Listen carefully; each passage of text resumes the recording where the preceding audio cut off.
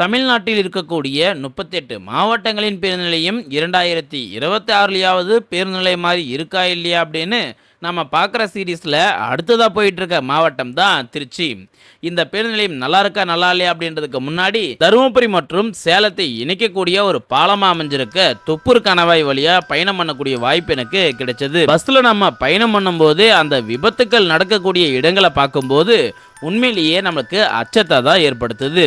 இந்த வீடியோவில் நான் உங்களுக்கு காமிக்கிறேன் எத்தனை வாகனங்கள் எரிஞ்சு கருகி போன நிலையில் இருக்குது, எந்தெந்த பகுதிகளெலாம் விபத்து நடக்குது, இதுக்கு என்ன காரணம் அப்படின்றத நம்ம நேர்லேயே பார்த்து தெரிஞ்சுக்கலாம். இது வரைக்கும் ஃபோட்டோவில் மட்டுமே பார்த்துட்டு இருந்த இந்த தொப்பூர் கணவாயை இப்போ பேருந்தில் நம்ம நேரில் போய் பார்க்க போகிறோம்.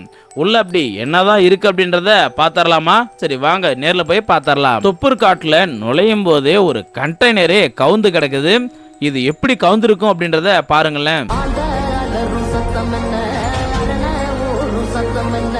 தொடக்கத்திலேயே நம்மளை எப்படி வரவேற்குது பார்த்தீங்களா? இன்னும் இந்த காட்டில் நம்ம பார்க்க வேண்டியது நிறையவே இருக்கு. இந்த தொப்பூர் கணவாயை பொறுத்தளவுக்கு ஒரு 6 கிலோமீட்டர் தான் நம்ம ட்ராவல் பண்ணுற மாதிரி இருக்கும். அந்த 6 கிலோமீட்டரே நமக்கு மரண பயத்தை கொடுக்கும்.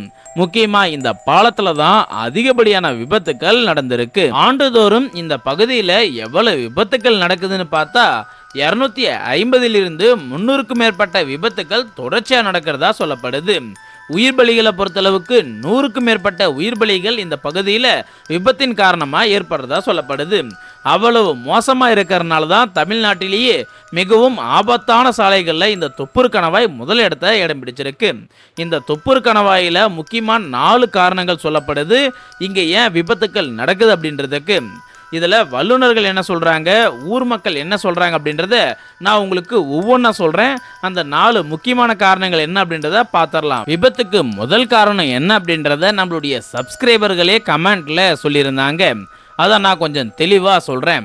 பல ஆண்டுகளுக்கு முன்னாடி கர்ப்பிணி பெண்ணும் அவருடைய கணவரும் இந்த தொப்பூர் கணவாயை கடக்க முயன்றதா சொல்லப்படுது. தொப்பூர் கணவாயில விபத்து அதிகமாக நடக்கக்கூடிய இந்த பாலத்தின் பகுதியில தான் தவறுதலா அவங்க விபத்துக்குள்ளாகி சம்பவ இடத்திலேயே உயிரிழந்ததாகவும் சொல்லப்படுது. விபத்துக்குள்ளாகி நம்ம சாக போறோம் அப்படின்னு தெரியாம இருந்த அந்த குடும்பம் தான் தற்சமயம் இப்ப ஆவியா மாறி இந்த பகுதியை கடக்க முயல்றவங்கள சரியான நேரம் பார்த்து அங்க விபத்து ஏற்படுத்தி உயிர் பலி வாங்குறதா சொல்லப்படுது. இங்க விபத்துக்களே நடக்க கூடாது அப்படின்றதுக்காகவும் நிறைவேறாத ஆசைகளோடு உயிரிழந்த ஆவிகளை கண்ட்ரோல் பண்றதுக்காகவும் தான் ஸ்ரீ ஜெயவீர ஆஞ்சநேயர் கோவில் இங்க கட்டப்பட்டது.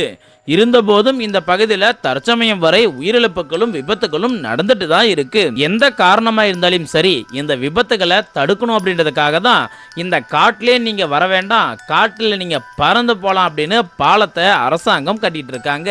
பல கோடி ரூபாய் செலவு பண்ணி கட்டிட்டு இருக்கக்கூடிய இந்த பாலம் மிக விரைவில் ஓபன் செய்யப்படும் அப்படின்னும் சொல்லப்படுது. முக்கியமா இந்த பகுதியில் விபத்துக்குள்ளாகி உயிர் பிழைச்சவங்க என்ன சொல்றாங்க அப்படின்னா, விபத்துக்குள்ளாகிற அந்த கடைசி நிமிஷத்துல ஒரு குழந்தையும் ஒரு தாயும் ரோடை கிராஸ் பண்ற மாதிரியும் அவங்கள பார்த்ததுக்கு அப்புறம் தான் விபத்துக்கு உள்ளானதாகவும் சொல்றாங்க.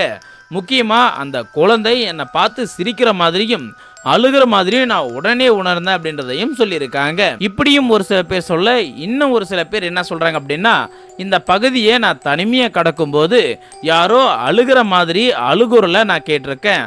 ஆனால் அந்த அழுகுறலை பொறுத்தளவுக்கு மனிதர்கள் அழுற மாதிரி இல்லை, அது வேற ஏதோ அமானுஷ்யமாக தான் எனக்கு தெரிஞ்சது அப்படின்னு நிறைய பேரும் சொல்லியிருக்காங்க. ஒருவேளை அந்த அழுகுறல் எங்கிருந்து வருது அப்படின்னு பார்க்க இறங்கியிருந்தேன் அப்படின்னா கண்டிப்பாக எனக்குமே விபத்து உள்ளாயிருக்கும் அப்படின்றதையும் நிறைய பேர் சொல்லியிருக்காங்க. நேத்து வந்தவெல்லாம் முதலமைச்சர் ஆகணும்னு கனவு காண்றான்னு சொல்றீங்க. குறைஞ்சது 20 லட்சத்துக்கு மேலே தான் இந்த லாரியோட வேல்யூ இருக்கும். அதில் தளபதி ஃபோட்டோ வச்சிருக்காருன்னா அவர் எவ்வளோ பெரிய விரியனா இருப்பார். சரி ஓகேங்க, இது ஒரு பக்கம் இருக்கட்டும். இரண்டாவதாக சொல்லப்படுற முக்கியமான காரணத்தை சொல்கிறேன். பல ஆண்டுகளுக்கு முன்னாடி மனிதர்களின் கண்ணுக்கு தெரியாமல் கொல்ல மனிதர்கள் இங்கே வாழ்ந்ததாக சொல்லப்படுது. அதாவது தொப்பூர் கணவாய் பகுதியில் அவங்க அமாவாசை பௌர்ணமி போன்ற நாட்களில் யாருக்கும் தெரியாமல் மர்ம குகையில் பூஜை செஞ்சுட்டு வரதாகவும் சொல்லியிருக்காங்க. அவர்களின் பூஜைக்கு ஊரில் இருக்கக்கூடிய ஆடு மாடுகளை அதிகமாக பயன்படுத்துவதாகவும் சொல்லப்படுது. இதை நோட்டமிட்ட ஊர் பொதுமக்கள் காட்டுல ஆடு மாடு மேய்க்கும் போது ஆடுகளோ மாடுகளோ பயந்தது அப்படின்னா ஏதாவது புதரின் அடியிலேயோ அல்லது குகைக்குள்ள தான் எங்கேயாவது ஒளிஞ்சிருக்கும், அதை தேடி கண்டுபிடிச்சிடலாம் அப்படின்னு ஒரு ஆடு மேய்க்கக்கூடிய நபர் அவர் வளர்த்த ஆடுகளை தேடி பார்க்கும்போது தான் அங்கே ஒரு மர்ம குகையை பார்க்குறாரு. உள்ள நம்மளுடைய ஆடு இருக்குமா அப்படின்னு பார்க்கலான்னு போகும்போது உள்ளார ரத்தங்களும் அது மட்டும் இல்லாமல் மர்ம பூஜை நடந்ததையும் அவர் பார்த்துருக்காரு. இதை உடனடியாக ஊர் பொதுமக்கள்கிட்ட சொல்லணும் அப்படின்னு அங்கிருந்து வேகமாக புறப்பட்டு ஊர் பொதுமக்களை கூட்டிட்டு வந்து குகையை முழுமையாக பாறைகளால் வச்சு அடைச்சதா சொல்லப்படுது. இதுக்கு மேலே எந்த ஒரு குகையும் இந்த ஏரியாவில் இருக்கக்கூடாது, மர்ம நபர்கள் எந்த ஒரு பூஜையில் ஈடுபட்டாலையும் அவங்கள விடக்கூடாது அப்படின்னு ஊர் பொதுமக்கள் தொடர்ந்து கண்காணிச்சிட்டு இருந்ததாக சொல்லப்படுது.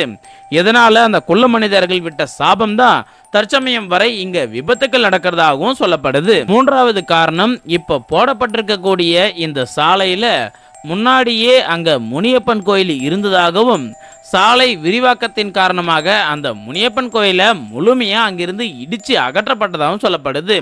இதனால தான் அங்க விபத்துக்கள் அதிகமாக நடக்குது அப்படின்னு மூன்றாவது காரணத்தையும் சொல்லியிருக்காங்க. இந்த பகுதியை பற்றி முழுமையா தெரியாத வட மாநிலத்தவர்களா இருக்கட்டும் அல்லது இந்த தொப்புர் கணவாயை பற்றி எதுவுமே தெரியாத உள்நாட்டில் இருக்கக்கூடியவர்களா கூட இருக்கட்டும், அவங்க இந்த பகுதியை கடக்க முயலும் போது அதிகபட்சம் 60 கிலோமீட்டருக்கு மேலே தான் கடக்க முயல்றாங்க. இந்த பகுதியை பொறுத்தளவுக்கு எந்த இடத்துல பெண்டு வரும், எந்த இடத்துல பள்ளம் மேடு வரும் அப்படின்றது யாராலையுமே கெஸ் பண்ண முடியாது புதுசாக வரவங்களால. அதனால தான் அதிகமாக விபத்து நடக்குது அப்படின்றதையும் சொல்லியிருக்காங்க. இந்த பகுதியை கடக்கும்போது 20 கிலோமீட்டர் ஸ்பீடில் மட்டும்தான் நீங்கள் பயன்படுத்தணும், அதிகபட்சம் 30 கிலோமீட்டர் ஸ்பீடுக்கு மேலே போகக்கூடாது அப்படின்றதையும் மென்ஷன் பண்ணியிருக்காங்க. ஒருவேளை நீங்கள் 30க்கு மேலே போனீங்க அப்படின்னா கண்டிப்பாக விபத்து நடக்கும் அப்படின்றதையும் சொல்லியிருக்காங்க. கனரக வாகன ஓட்டிகள் இந்த பகுதியை கடக்கும்போது கண்டிப்பாக 2வது கியரில் தான் பயணம் பண்ணணும் அப்படின்றதையும் தெளிவாக சொல்லியிருக்காங்க. உண்மையிலேயே இங்கே அமானுஷ்யம் தான் இருக்கா அல்லது வல்லுநர்கள் சொல்றது போல சாலையின் வடிவமைப்பும் கனரக வாகனங்கள் வைத்திருக்கக்கூடியவர்களுக்கு இந்த சாலையின் வடிவமைப்பு தெரியாதனால தான் விபத்து நடக்குதா அப்படின்ற உங்களுடைய கருத்துக்களை எங்களோட பதிவிடுங்க. தொப்பூர் கணவாயை பற்றி என்னால் முடிஞ்ச அளவுக்கு நான் சொல்லிட்டேன். இதுக்கு மேலே நம்ம பேருந்து நிலையங்களை பற்றி பேசலாம். இதுக்கு முன்னாடி சேலம், தருமபுரி, விழுப்புரம், கடலூர், திருவண்ணாமலைன்னு சொல்லிட்டு முக்கிய மாவட்டங்களின் பேருந்து நிலையங்களை வீடியோ எடுத்து போட்டிருக்கேன். அதை பார்க்காதவங்க டிஸ்கிரிப்ஷனில் லிங்க் கொடுக்குறேன், பார்த்துட்டு வந்துருங்க. இந்த தொப்பூர் கணவாய் காட்டில் இருந்து நம்ம வெளியேறினதுக்கு அப்புறம் சேலம், அடுத்தது திருச்சிராப்பள்ளி தான் பயணம் பண்ண போகிறோம். திருச்சியில் இருக்கக்கூடிய அந்த புதிய பேருந்து நிலையம் எப்படி இருக்குது அப்படின்றத கண்டிப்பாக அடுத்த வீடியோவில் நம்ம பார்க்கலாம். நீங்கள் திருச்சி போயிருந்தீங்க அப்படின்னா உங்களுடைய பயணத்தின் அனுபவம் எப்படி இருந்தது அப்படின்றத சொல்லுங்கள். முக்கியமாக இந்த தொப்பூர் கணவாய் காட்டுப்பகுதியை கடந்தவங்களாக இருந்தால் உங்களுடைய பயணத்தின் அனுபவம் எப்படி இருந்தது அப்படின்றத மறக்காம கீழே கமெண்ட் பாக்ஸில் தெளிவாக சொல்லிட்டு போங்க. உங்களுடைய அனுபவம் எப்படி இருந்தது அப்படின்னு நானும் தெரிஞ்சுக்கிறேன், மற்றவங்களும் தெரிஞ்சுப்பாங்க.